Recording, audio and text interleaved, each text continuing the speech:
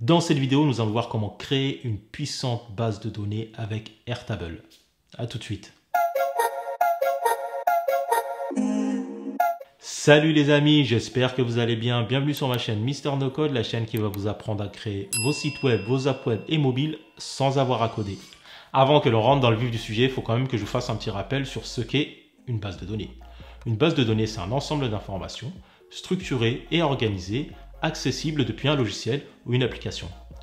Une base de données est composée d'un ensemble de tables qui elles-mêmes sont composées d'un ensemble d'enregistrements. Cette définition peut paraître un peu indigeste, je peux le comprendre. Je vais donc essayer de faire une comparaison avec quelque chose que vous utilisez au quotidien pour vous permettre d'y voir un petit peu plus clair. Nous avons tous à la maison une armoire. Dans cette armoire, en général, il y a plusieurs tiroirs qui sont des espaces de rangement. Dans chacun de ces tiroirs, on y range des caleçons, des chaussettes ou des chemises. Ce que je viens de vous décrire est en quelque sorte une base de données dans laquelle l'armoire représenterait la base de données, les tiroirs représenteraient les tables de cette base de données et les chaussettes, les chemises et les caleçons représenteraient des enregistrements dans ces différentes tables. Aujourd'hui, lorsque l'on veut enregistrer des données, on utilise généralement Excel ou Google Sheet. Ce sont des outils très puissants qui nous permettent d'enregistrer, de lister, de structurer et d'organiser ces données. Mais c'est des outils qui ont quand même certaines limites, notamment dans la manière dont on peut visualiser ces données. Et c'est là qu'intervient Airtable. Airtable, avec son système de vue, a changé le game. Airtable, c'est un peu un Google Sheet plus. Grâce à Airtable, vous allez pouvoir visualiser vos données de manière intelligente, créer des applications pour alimenter vos bases de données et pour finir, depuis peu, vous allez pouvoir faire même de l'automatisation. Maintenant que vous avez une vision plus claire de ce à quoi peut servir Airtable, place au tuto, c'est parti. On va commencer par se rendre sur le site airtable.com.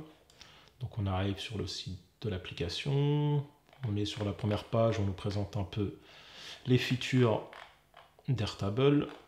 Lorsqu'on clique sur l'onglet produits, on rentre un peu plus dans le détail. On vous explique les possibilités justement que l'on a lorsqu'on crée une base de données Airtable, les différents types de champs que l'on peut créer. Ça, c'est hyper puissant. On a des champs assez complexes qu'on peut créer et qu'on peut faire interagir. Et ça, c'est vraiment pas mal. On a aussi la partie vue qui est hyper puissante. L'intérêt d'Airtable, justement, c'est qu'on peut avoir différents types de vues sur les données que l'on a enregistrées dans notre base de données. Donc là, par exemple, on nous montre qu'il est possible d'avoir une vue en mode classique. Mais on peut avoir aussi une vue calendrier et également une vue en mode galerie. Donc ça, c'est hyper intéressant en fonction des clients que vous avez ou des données qu'ils ont besoin de visualiser. C'est hyper important de comprendre quelle vue on doit leur donner sur la base de données. Et ça, c'est des choses qu'on n'avait pas forcément sur des outils comme Google Sheet et Excel. On peut avoir là des vues très ludiques et intéressantes pour les business qui ont besoin d'avoir des vues spécifiques. Et ça, je trouve que c'est pas mal. On a également une vue Kanban qui peut être mise en place lorsqu'on a besoin d'avoir une vision sur des tâches, sur l'avancement d'un projet. C'est plus utile d'avoir une vision Kanban plutôt qu'une vision classique en mode gris, quoi. On a également la possibilité d'ajouter des applications qu'on va plugger à la base de données et qui vont nous permettre de faire différentes choses. Notamment, on a, ça je trouve que c'est pas mal, c'est Page Designer qui permet de prendre les données d'un enregistrement et de l'afficher comme si c'était une page web. Donc c'est vraiment puissant. On peut faire pas mal de choses. On peut également générer un diagramme de Gantt, pardon. On peut également jouer sur l'envoi de newsletters. On peut également on peut faire énormément de choses et faire des vues vraiment spécifiques à partir d'applications qui sont dans la librairie d'applications Airtable. On a également depuis peu une nouvelle feature, c'est l'automatisation. Et ça, vraiment, c'est un game changer. Avant, il n'y avait pas d'automatisation sur Airtable, mais je pense que Airtable a constaté que les gens s'intéressaient de plus en plus à l'automatisation. Aujourd'hui, le leader dans ce domaine-là, c'est Zapier. Et là, il commence à proposer des petites choses en automatisation, notamment la possibilité d'envoyer des notifications sur d'autres apps, par exemple Slack, lorsqu'il y a des modifications sur certains enregistrements d'une base de données. Et je trouve que ça, c'est intéressant. Donc, on peut faire également de la synchronisation avec d'autres bases de données d'Airtable. Et on peut collaborer. C'est vrai qu'on peut ajouter plusieurs personnes sur un espace de travail qui peuvent travailler ensemble sur une base de données. Et ça, c'est pas mal aussi. Donc maintenant qu'on a vu les features, on va passer à l'onglet Template. En fait, l'onglet Template, c'est un onglet dans lequel on va pouvoir aller visiter des templates qui ont été créés par les équipes d'Airtable. Et ça, c'est intéressant parce que lorsqu'on veut créer une base de données avec Airtable et qu'on ne veut pas forcément repartir de zéro et qu'on a une idée à peu près précise de ce que l'on veut créer comme base de données, alors on peut directement réutiliser les templates qui ont été prédéfinis par Airtable. Là, par exemple, si je voulais faire un calendrier de gestion de publication de contenu, Airtable en propose un. Donc avec déjà des champs prédéfinis, mais qu'on peut encore repersonnaliser derrière pour ajuster à notre besoin. Donc je trouve que ça, c'est pas mal non plus. À côté, on a l'onglet Universe. C'est la même chose que Template, sauf que là, c'est des templates qui ont été créés par des personnes qui ne sont pas du tout d'Airtable, mais qui sont mis en avant par Airtable, parce que c'est des templates qui sont intéressants et qui sont hyper complets. Donc là, on a un template qui a été créé, je crois, par les équipes d'Expedia. On a également ici, là par exemple, je trouvais ce template-là intéressant, qui avait été créé au début du Covid par des personnes d'un quartier qui voulaient trouver un système pour pouvoir centraliser les personnes de ce quartier et de pouvoir connaître les compétences de chacun, ce qu'ils peuvent apporter. Bref, c'était vraiment un système d'entraide, quoi. Donc à partir de ça, ils ont créé une petite base Airtable pour lister tous les gens du quartier avec ce qu'ils peuvent apporter, leurs compétences, comment on peut les contacter, où est-ce qu'ils habitent. Et donc voilà, c'est un template qui est intéressant et qui a été créé par des personnes lambda. Voilà. Et ensuite, on a l'onglet Pricing. Alors au niveau du pricing de Airtable, c'est un système d'abonnement, comme la plupart des apps no-code et des apps de ce type-là. Donc on peut payer annuellement ou au mois. Donc on a 4 types de packages. On a le package free qui permet de créer des bases de données, mais on a limité en nombre d'enregistrements dans la base de données, également au niveau de l'espace qu'on a de disponible pour stocker ces données sur Airtable. Ensuite, on a le package plus. On peut faire beaucoup plus d'enregistrements et on a beaucoup plus d'espace aussi disponible. Et ensuite, on a la partie automatisation qu'on peut faire aussi en fonction du package qu'on prend, on peut faire plus ou moins d'automatisation. Et ensuite, pour pouvoir intégrer des apps à nos bases de données, par contre, il faut souscrire à l'abonnement pro. Donc voilà, et entreprise, c'est vraiment quand on est sur des projets avec des grosses bases de données qui nécessitent énormément d'enregistrement. Donc on va partir plutôt sur une formule du type entreprise. Voilà. Donc, on va se connecter pour aller créer notre première base Airtable. Voilà, donc là, on arrive dans l'interface admin d'Airtable. Alors ici, vous avez un premier workspace qui a été créé par défaut par Airtable. En fait, j'ai créé un compte spécifique juste pour le tuto. Et lorsqu'on crée un compte chez Airtable, on a accès aux features pro pendant 2 jours. Donc on a ici un workspace qui a été créé par défaut. On ne va pas l'utiliser, je crée moi-même un workspace.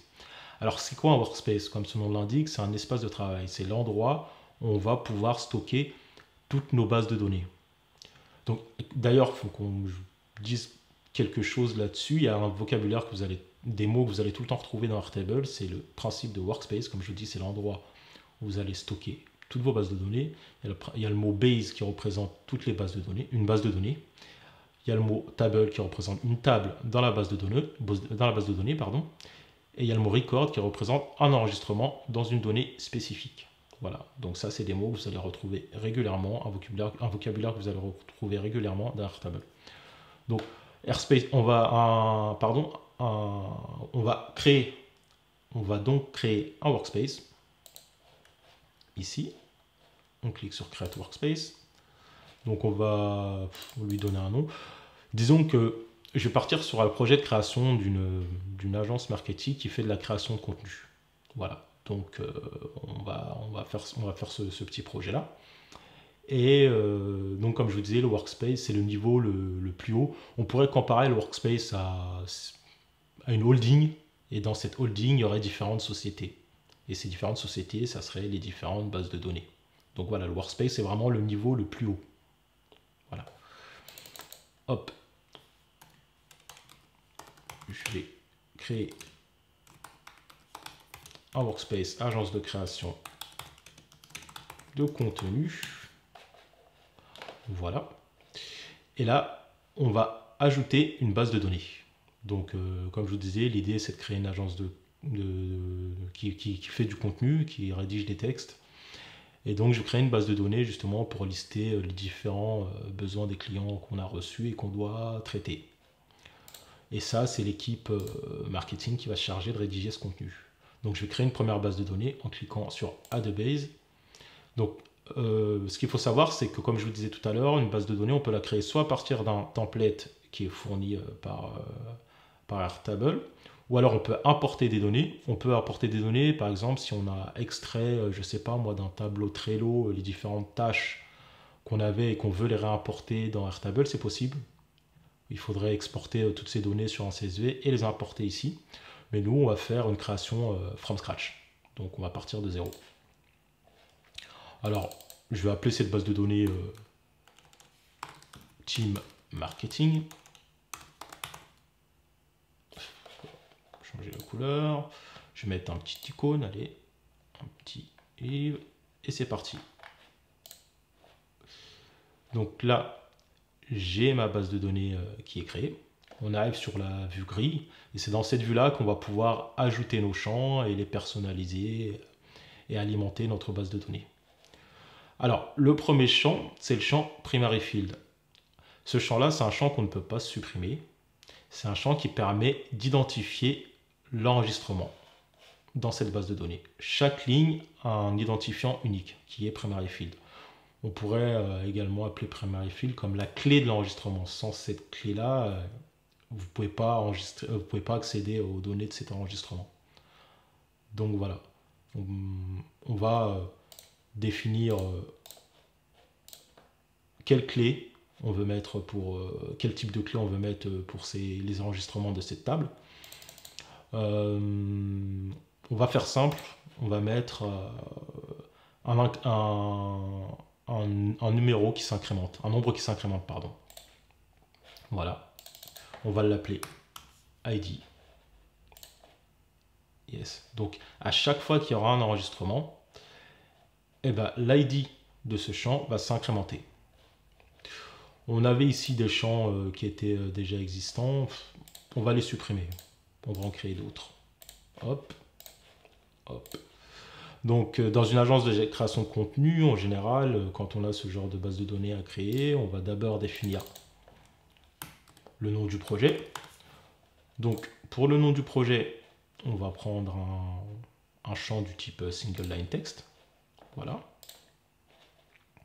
On va également créer un champ client qu'on va appeler également qu'on va appeler client et qui sera un champ du type single line text. Ensuite, on va définir quelle sera la photo qu'on va utiliser pour l'article. Photo de l'article. Et pour ce champ-là, on va choisir un champ du type attachement. Donc, quand on choisit un champ du type attachement, on peut, comme il est dit ici dans la petite phrase en dessous, ajouter des images, des documents ou autres qui sont téléchargeables. Voilà. Alors, on va également ajouter un champ team parce que dans l'équipe marketing, il y a plusieurs personnes qui vont rédiger du contenu. Donc, on va ajouter un champ team. Et pour ce champ-là, le type de champ qui serait idéal, je pense, serait une select box. Voilà. Donc on se dit qu'on met une select box et on va déjà définir des options. Donc disons que j'ai une personne dans mon équipe qui s'appelle Martin, une autre qui s'appelle Sylvie et un autre qui s'appelle Mamad. Tiens, allez. Voilà. Donc ici, donc là on a le projet, le client, la photo de l'article. On va ajouter un champ contenu de l'article. Donc dans ce champ, c'est là qu'on va pouvoir mettre le contenu texte qu'il y aura dans l'article. On va chercher un champ du type, un champ du type long text. Et on va mettre l'option Enable Rich Text Formatting. En fait, ce qui est bien avec cette option-là, c'est qu'on va pouvoir vraiment faire des textes enrichis et qu'on va pouvoir les formater et bien les mettre en forme. Voilà. Qu'est-ce qu'on pourrait ajouter d'autre? On va ajouter un champ nombre de mots dans lequel on va dire le nombre de mots qu'il y a dans notre article. On va donner le nombre de mots qu'il y aura dans notre article. On va également ajouter un champ coût du mot, parce qu'il va bien falloir qu'on facture ces articles, et pour pouvoir facturer, il faut qu'on dise combien va coûter le mot dans l'article qu'on va rédiger. Donc en fonction du nombre de mots qu'il y aura dans l'article, on pourra ensuite donner le prix. Donc on va ajouter ici le prix, coût total de l'article, on va l'appeler ce champ.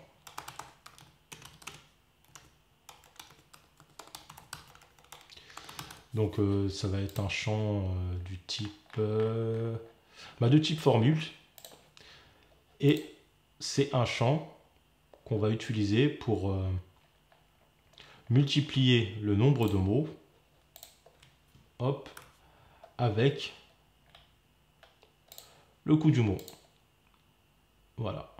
Bon, erreur, c'est normal parce que les champs sont vides. On va corriger ça après. Coût du mot, c'est vrai que j'ai mis single line text, mais normalement, je devrais mettre en currency et ici mettre des euros.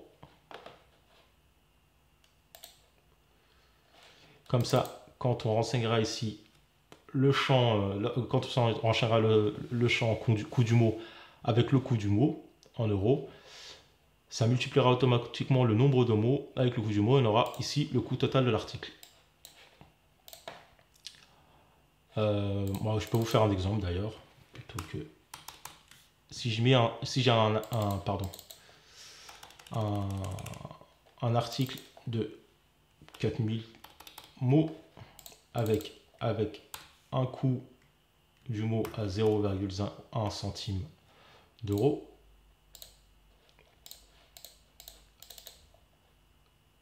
On a un petit souci sur la formule.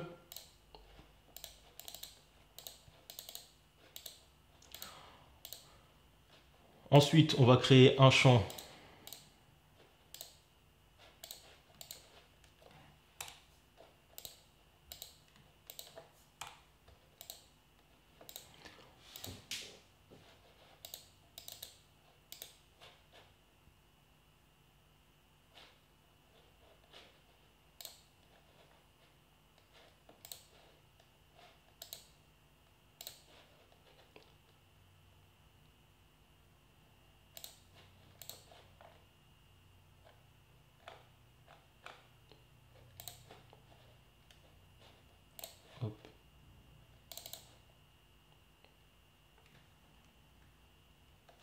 Ensuite, on va créer un champ team.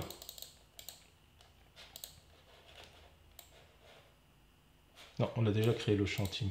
Ensuite, on va créer un champ status. Dans ce champ, on va définir le statut de cette tâche. C'est-à-dire, est-ce qu'elle est en cours, est-ce qu'elle est à faire? Donc on va mettre to do, in progress, à faire, ou done. Voilà. On va sauver. Ensuite, on va également créer un champ date de livraison. Donc ça va être un champ du type date.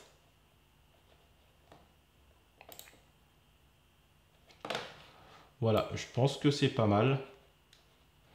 On a pas mal d'informations qui sont intéressantes. Et je vais remplir la base et je reviens tout de suite. Voilà, j'ai alimenté la base de données avec quelques projets fictifs. Donc voilà, ici vous avez 6 projets qui ont été alimentés, 6 projets de rédaction d'articles. Donc vous avez la vue grille. Et maintenant, ce qui est intéressant, c'est que du coup, lorsque vous allez cliquer sur la vue Kanban, on a la restitution des enregistrements de cette base de données en mode Kanban. Donc avec les 3 statuts, To Do, In Progress et Done, avec chaque tâche qui a été attribuée aux différents membres de l'équipe. On a également la possibilité de l'afficher en mode calendrier, en choisissant les dates de livraison définies dans les enregistrements. Donc voilà, ici on voit qu'on a 2 articles qui doivent être livrés ici le 11 octobre, également 2 le 12 et 2 le 13. Donc vous avez vu, c'est hyper simple à créer, c'est hyper puissant, on peut profiter des vues. Donc ça c'est vraiment pas mal. Et là on revient à la vue classique. Voilà. Pour vous montrer un peu les possibilités qu'il y a au niveau des créations de vues et des créations aussi d'applications au-dessus de vos bases de données, je vais vous montrer ce qu'il y a par exemple sur le workspace qui a été créé par défaut par Airtable dans mon profil, sur mon compte. Si on regarde par exemple dans ce workspace là, il y a une base de données qui s'appelle Expense Tracking. En gros, c'est pour suivre les dépenses, pardon. Donc, on a une base de données où, je ne sais pas moi, les salariés d'une entreprise enregistrent toutes leurs dépenses avec différents champs qui sont définis, le montant de la dépense, une photo de la facture, qui a eu cette dépense. Donc ça pourrait être la vue qu'a le comptable. Et ce qu'ils ont ajouté, c'est un formulaire qui permet aux salariés de renseigner les informations sur les différentes factures à travers cette vue-là. Donc vous voyez, ici, c'est une vue qui permet à ces personnes qui ont accès à cette vue, comme ce formulaire que l'on peut partager, de renseigner les informations sur la facture qu'ils veulent partager auprès de la comptabilité. Donc on a tous les champs de la base de données, et une fois qu'ils vont envoyer ce formulaire pré-rempli, eh ben, ça va venir alimenter cette base de données. Il y a quoi d'autre comme exemple qui était intéressant? Ah, l'exemple Apartment Hunting. Donc disons que vous êtes à la recherche d'un appartement et que vous souhaitez justement avoir un endroit où vous pouvez lister tous les appartements que vous avez déjà visités, qu'est-ce qui était intéressant, quel est le prix. Donc vous pouvez créer une base de données Airtable où vous allez définir différents champs, donc le nom de l'appartement, des notes sur ce qui était intéressant ou pas, des photos, le loyer, bref, une série de champs que vous allez définir dans votre base de données. Donc ça vous permet de stocker toutes ces données-là. Et vous avez possibilité, du coup, de changer la vue pour avoir une vue plutôt galerie, qui va vous donner une vue totalement différente et plus intéressante et plus ludique à voir plutôt qu'une vue en mode Excel. Comme je disais, il faut vraiment adapter... la puissance d'Airtable, c'est qu'on peut adapter la manière dont on veut voir les données en fonction de notre besoin. Et ça, vraiment, c'est hyper intéressant et hyper puissant. Donc voilà, c'était vraiment un petit tuto sur les bases. J'en ferai d'autres sur Airtable un peu plus approfondies. Maintenant, vous avez les bases d'Airtable, vous êtes capable de créer vous-même vos bases de données depuis cet outil. Voilà, j'espère que vous avez kiffé cette vidéo sur les bases d'Airtable. N'hésitez pas à liker, à partager, à laisser des commentaires. Je ferai d'autres vidéos bien sûr sur Airtable, d'autres tutos beaucoup plus avancés. La question du jour, quels sont vos projets perso ou pro dans lesquels vous serez susceptible d'utiliser Airtable? Je vous laisse me le dire en commentaire. Rendez-vous la semaine prochaine pour une nouvelle vidéo. D'ici là, prenez soin de vous, prenez soin de vos proches et vive le no-code.